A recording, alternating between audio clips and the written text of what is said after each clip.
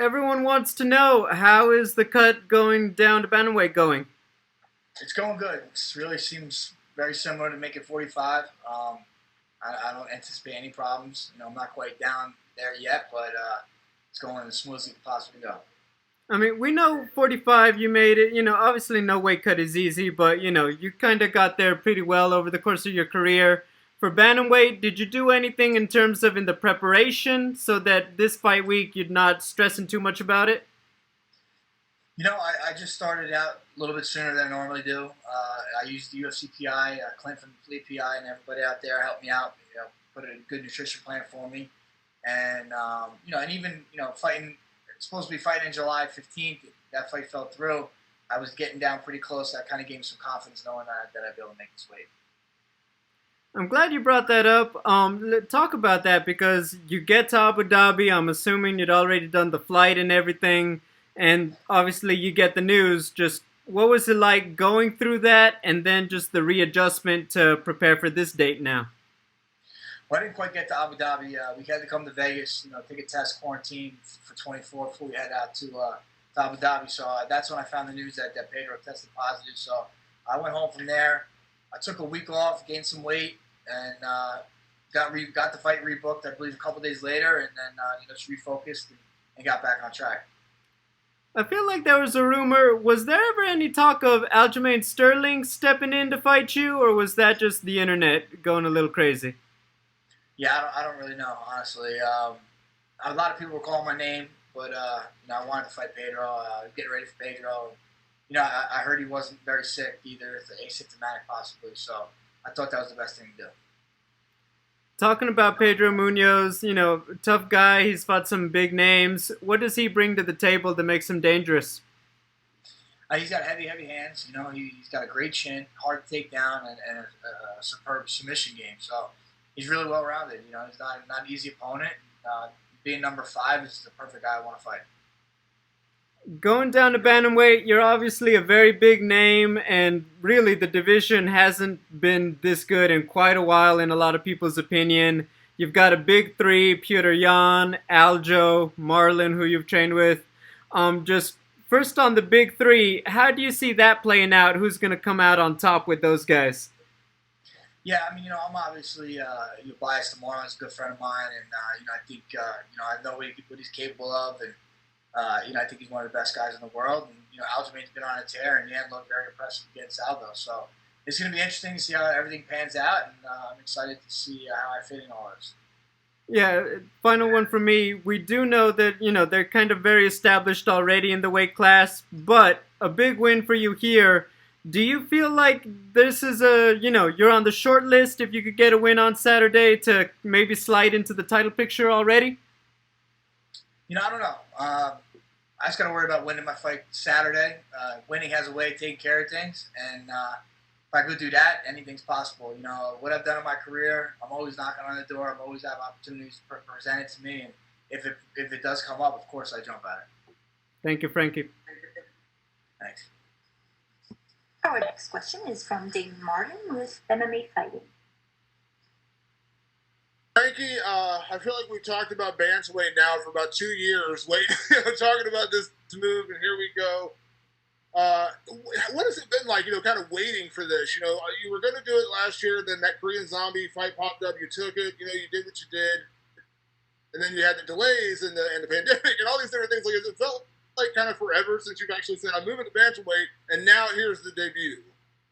Yeah, it does. It does feel like, I believe I made my decision last summer that I was going to go down to Bantamweight, and I was trying to hopefully fight in November, and then, nothing panned out. Then I was booked for January, and then obviously the fight with Korean Zombie and whatnot. And then me and Pedro have been booked a couple times. So, yeah, we're finally here, a couple days away. I'm very excited to finally get this done.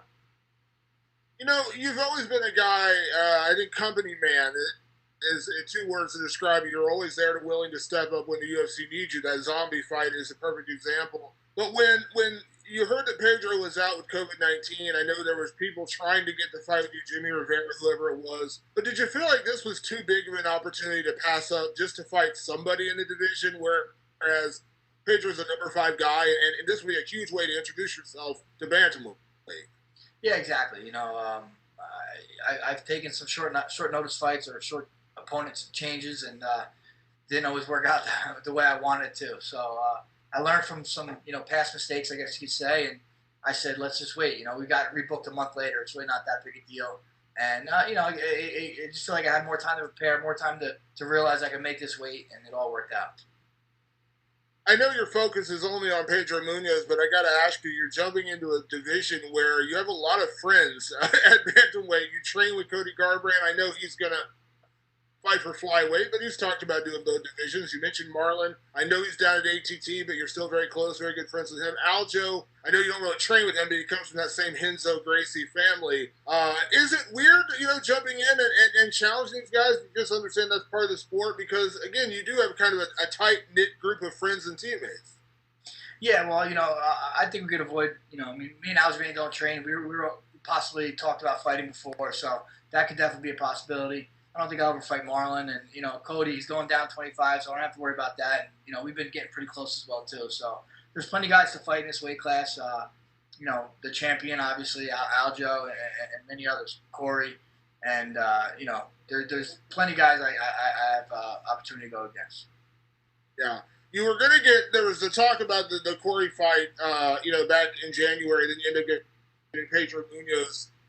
Pedro's obviously a phenomenal fighter. Outside the loss to Aljo, he'd been on a pretty incredible streak with the win over Cody in there as well. Do you feel like this is kind of the perfect matchup to introduce yourself to the division in terms of getting you in that top five? Because you've always been that guy. You never want to be, you don't ever want to be out of title contention, and this seems like kind of the perfect matchup to get you mentioned already.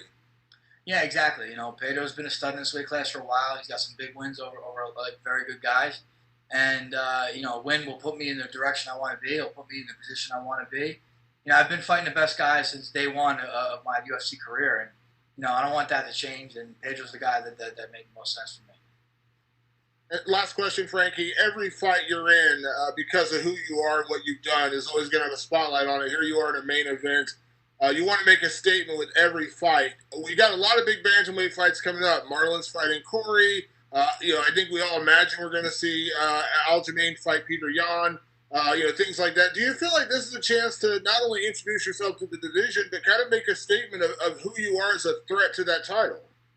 Yeah, I know a lot of people are questioning, where I'm at in my career. I'm a little bit older, and coming down a weight class, people are questioning, my abilities here, and that's my, I want to go out there and, more so to prove to anybody else, just prove to myself that I'm still a top dog in whatever weight class I fight in. Thanks, Frankie. Thanks, Damon. Our next question is from Jim Barcelone with the Miami Herald. Thank you so much. I'm just curious about just how amped do you get up for fights? You've been doing this. You've been in big fights, titles. But how amped do you get up? We're coming off trying to get through this pandemic. Fights on ESPN. It's UFC Fight Night. What can you tell us a little bit about that and main eventing this against Pedro? Yeah, I'm just fortunate that I have the chance to do my craft. A lot of people can't even, work right now because it's a pandemic, and a lot of people are dealing with adversity. And, go out there and I could do something I love. It's definitely gets me excited. And, just to fight, period. But not only fight, period, but fight for a main event, fight a top guy in this new division. It just makes everything that much more, worth it. When Pedro got COVID, did that hit close to home to you? Did you ever experience that with anyone, family or friends? Unfortunately, hopefully not. Yeah, I had probably a few, maybe 4 or 5 friends had COVID. No one had it, too bad, thankfully. So, they bounced back pretty quickly. But people are getting sick, man. It's kind of sucks, but you just got to deal with it, I guess. Frankie, did you have to train differently during the time from the beginning of the COVID period, I guess back in March, and up until now, and sort of just level it off, see where you're going with it? Yeah, early on, New Jersey was one of the worst places. So early on, I was, we had a pretty strict quarantine. But as we started opening up, it wasn't too bad. I kept close people around me. I really didn't go around anyone else. We kept the team together, and I had to make some adjustments, but not too bad. So this training camp was actually really good. And who did you bring with you? I know they're smaller groups, but who did you bring with you for this fight? As far as my coaches? Yes, your team, yes. Yeah, Mark Henry, Ricardo Almeida, Chris Ligori, and Steve Rivera. These guys that pretty much corner me every fight, so nobody different. So business as usual. Yeah, business as usual. Everything's going the way we needed to go. And the last one for me, he fights for American Top Team. And I'm curious, when you're going against an opponent, when you bring up the camp, what camp they're with, does that add a little more to it? Do you look at the fighter differently, or that doesn't play a part or a factor in any of the opponents? Nah, it doesn't matter. The name don't even matter. It could be anybody. I'm just fighting an avatar in a video game. You know what I'm saying? So it doesn't matter what he's done or what he hasn't done. It's like it's a silhouette that I'm fighting. That's all I get ready for. And you've been doing that very well. So thank you, Frankie. Go get him on Saturday. Thank you. Appreciate it. Our next question is from Gabriel Pengelangen with the Dojo Drifter. Frankie, how you doing? Good, man. How are you? I'm doing good. So, you never really have any easy fights. You never have any tune-up fights.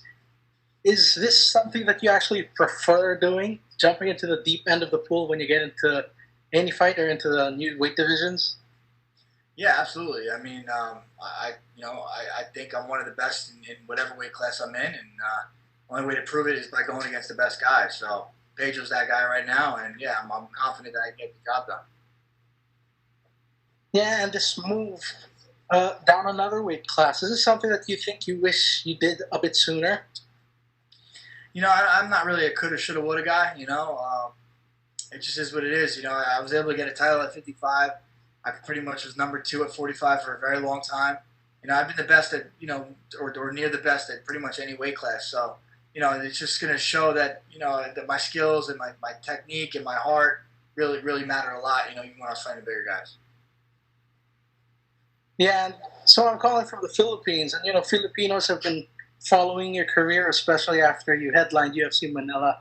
That was 5 years ago, and it's been a crazy career. How would you describe your career over the past 5 years? Yeah, I mean, there's ups and downs in my career the past 5 years, but I'm just plugging away. I'm still enjoying what I'm doing, and yeah, I'm excited for the future. Yeah, and you mentioned that it's tough all around. Businesses are obviously affected by the pandemic. I understand you're a businessman with UFC Gym. So there's a difficult balancing the business side and the fighting side of your career?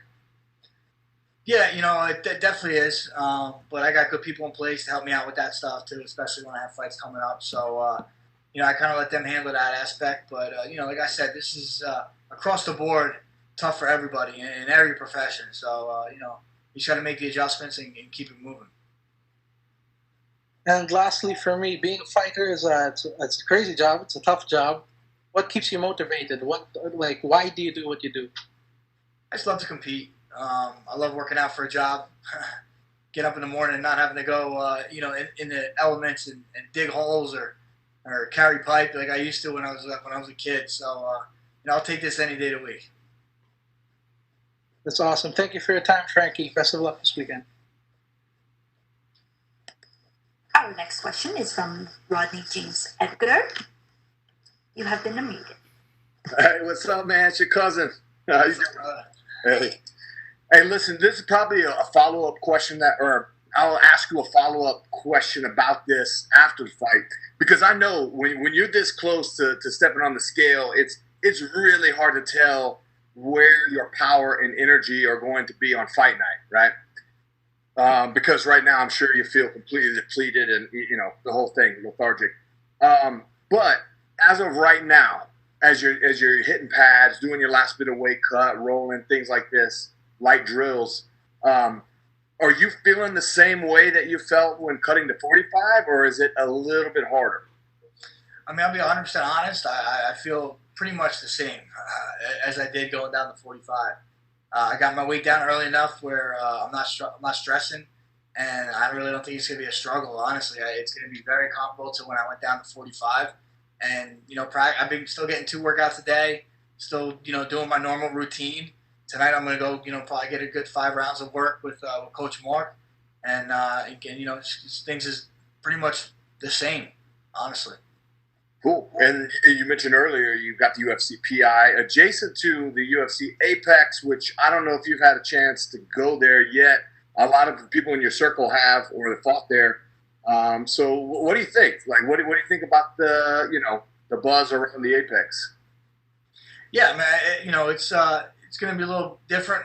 Fighting in front of nobody. But it's the UFC did a great job with this. You got hats off to everybody that works for the UFC. They're pretty much making this a seamless transition for us fighters, making sure we're safe. And, thank God they could do this, man, because I'm sure you guys want to watch fights. I know we want to compete, and I'm just fortunate they're able to do that. And you know something? They're doing the same thing for us in the media, and I told Dana White as much. So actually, thank you for mentioning that. You're the first person to say that. They're going above and beyond with their measures. I want to address the elephant in the room, though. You went a long time in your career without ever being finished, and I have to imagine that at some point that mentally it almost makes you feel like it's not even possible. I certainly feel that way, like it's impossible to finish me. But listen, what was the experience like with the Brian Ortega KO? And I don't just mean in the immediate aftermath. I mean in the days that follow. What is the mental and physical repercussions that you go through after that first one? Physically, I was fine after that fight. Honestly, I've been rocked, probably worse in other fights. But he did a good job of capitalizing on it and making the referee stop it. But mentally, it's tough, man. I don't take losses very well, especially knockout losses, I guess. But I don't know if they sting any less. A loss is a loss. And it's just something you have to get over. I think, in the long run, it makes you stronger, makes you have more mental fortitude, I'm not one to just, get down and not get back up. So I'll always get back up, and that's the most important thing. Right. And I think for you, you've been pretty vocal about this in the past. I think the losses that sting the worst are those decisions that you feel, and that a lot of people feel that you should have won, which would have really changed the story of your legacy completely, unfortunately. Those razor thin ones are tough, but I mean, I'm not the only guy that has been subject to bad judging, or at least I think so. So, it kind of goes across the board in this sport, unfortunately. And again, it's like another thing he's got to learn from. It's life ain't easy, and you're gonna get thrown a lot of shit you don't want to deal with, or a lot of shit you don't like, but you can't stay down. You just got to keep moving forward. Great attitude. Frankie, I got one more question for you. You mentioned earlier about New Jersey being, one of the places. And of course, New York City was declared ground zero for COVID. But if we turn on the news, especially, like a month or so ago, there's so much craziness going on in the streets, especially in New York City, and New Jersey got pretty crazy. I'm just wondering, what's it look like out there where you're at? Honestly, where I'm at, man, I'm on the Jersey Shore. Everything's peachy keen by us, Bob. I don't get involved too much in that craziness, and I just make sure my family's safe, and I'm worried about my duties as a family man and as a fighter, and that's it. All right, thank you, Mr. Edgar. We will see both of y'all gentlemen this Saturday, and thank you for your time. Thank you. Our last question is from Augusto Niesque with Somos MMA. Hi, Frankie. How are you? How are you doing? Good, man. You? Fine, thank you. Frankie, taking into account that this fight was booked, I think, almost 4 times all over the year, couldn't we say that the camp for this fight was your longest training camp ever? It definitely feels like it. Started, supposed to fight a month ago, so it pretty much add 5 weeks to 8 weeks. What was that, 13? I'm not good math. So yeah, 13 weeks. I have done 12 weeks in the past, but this is definitely the longest camp, and I'm excited. I'm excited to finally put all this work to play on Saturday. And did all this rescheduling affect your preparation? No, it didn't. I mean, the hiccups kind of sucked. My weight was pretty close in July, but I went home, took a week off, let my body rest, and gained a bunch of weight. And then, once we're back to it, I got squared away. I got, I got pretty much refocused. And it was, to me, it's a blessing in disguise. I was able to prepare more, kind of fine-tune things. like I said, I was able to know that I could get close to the weight class without really feeling too depleted. Okay, and Frankie, taking into account your experience and considering the COVID-19 context, how are you adapting to all these new things in this fight week? Yeah, I mean, adapting like we're all in the same boat, right? So I got to do it. My opponent's got to do it. Everybody in the car's got to do it. So I'm just rolling with the punches. I'm not letting anything really affect me. It's new. It kind of makes fight week a little more refreshing, I guess, in a sense, because I've never done it this way. I've been fighting for a long time. Shit can get kind of redundant, but this is all new to me. So I'm looking at it that way. And which kind of fight do you imagine for Saturday? Did you change anything from your last fights? I mean, I just always try to improve my skills. I'm going to go out there. I'm going to push the pace hard. Training went well. My conditioning feels great. So I'm just going to be a typical Frankie Edgar fight. I'm going to get in his face and push it from bell to bell. Okay, and my last one. What's your analysis of the Bantamweight division? What do you bring to the division, and how do you think you could place yourself in there? Yeah, I think this division is the hottest division right now. A lot of great young kids, a lot of great former champions, and whatnot. And I think I could compete in any weight class that I choose to. And I'm in bantamweight right now, and I'm gonna go make some noise on Saturday and put myself right in the mix.